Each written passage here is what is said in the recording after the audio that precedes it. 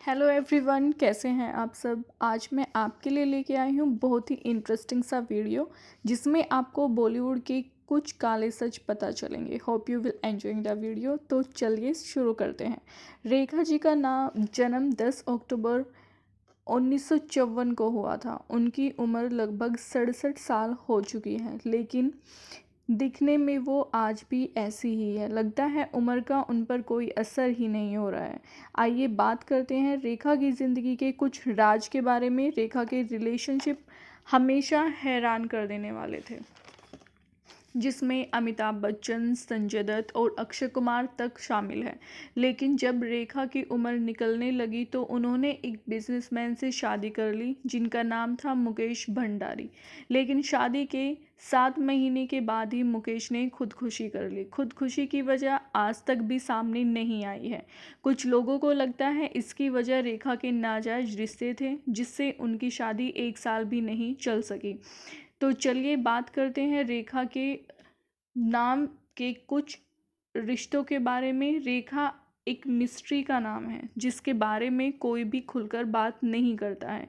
67 साल की रेखा आज भी अपनी कोठी में अकेले ही रहती है। आज तक भी रेखा के घर में कोई अंदर की तस्वीर नहीं ले पाया है और ना ही उनके घर की अंदर की तस्वीर कभी सामने आई है।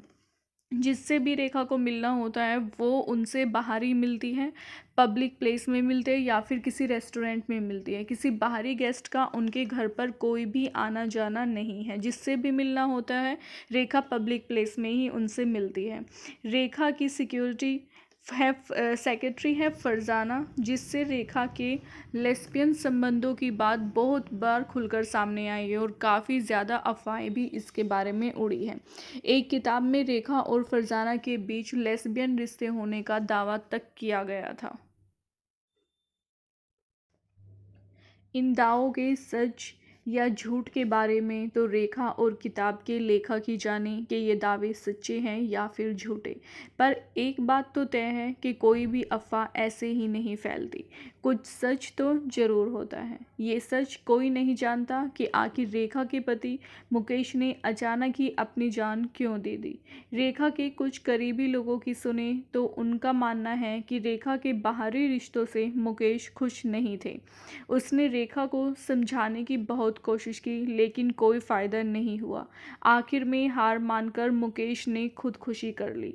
रेखा की मुकेश से शादी भी अचानक ही हुई थी। कुछ ही पार्टीज में वो दोनों मिले थे और अचानक मुकेश ने रेखा को एक पार्टी में प्रपोज कर दिया और अचानक ही रेखा ने हाँ भी कर दी और उसी रात दोनों ने शादी कर ली। अगले ही दिन दोनों हनीमून के लिए निकल गए, 48 घंटों के लिए, वो भी बिना किसी को बताए। रेखा की का कहना है कि शादी के बाद उसे पता चला कि मुकेश डिप्रेशन के शिकार थे और कई तरह की पिल्स लेते थे, जो कि बात रेखा से छुपाई गई थी।